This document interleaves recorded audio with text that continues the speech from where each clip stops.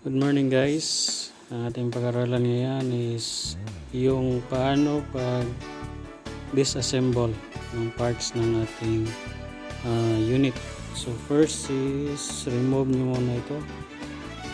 Ito guys, yung mga cable na connect sa motherboard. Then next is remove natin yung mga screw. Yan o. So, nakikita natin dyan, unscrew na natin. So next, remove natin itong video card. Tapos itong power supply. No? After that, remove na natin yung motherboard. So just keep on watching guys, and like and subscribe. So ayan guys, tapos na natin ma-remove. Linisin muna natin itong motherboard. Baka sakali ito yung problema, bakit walang display, no? So linisin natin baka marami na ang ito. So ayan na guys, tapos na natin ma-disassemble. Ngayon is ang gagawin natin is assemble lang natin. Babalik natin siya ngayon. So pagbalik guys, ito dapat dito rin siya, no? So ganun na setup sa pagbalik natin sa motherboard. So pag nailagay mo na yung motherboard, next na nilagay mo is yung power supply. Yan, no? Then next is screw na natin ngayon.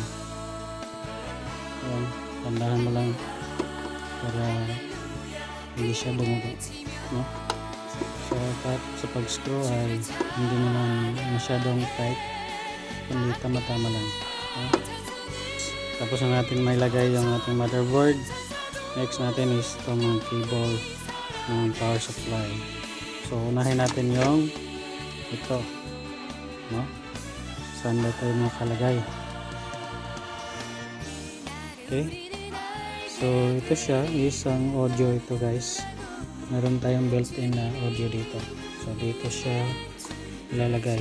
Ayan. Tingnan mo guys kung ano ang proper position. Okay? Okay guys, next natin ilalagay is yung sa power nya. So yan pong power. Ilalagay natin siya dyan. Ito naman guys, ito yung sa USB port nya sa front.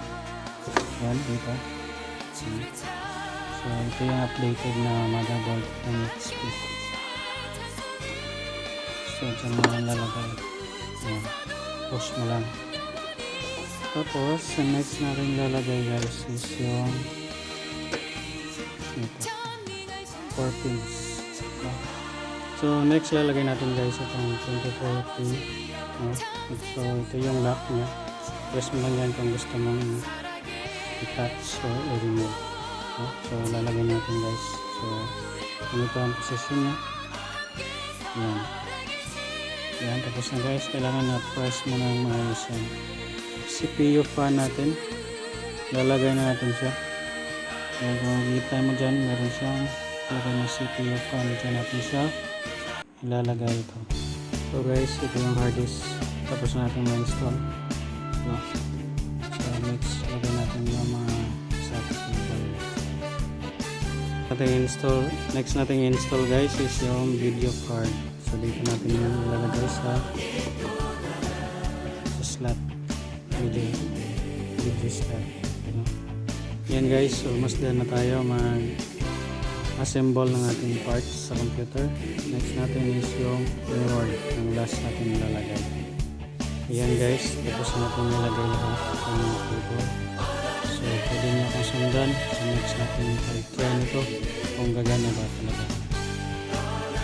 Don't forget to share, like, and comment below. Have a nice day.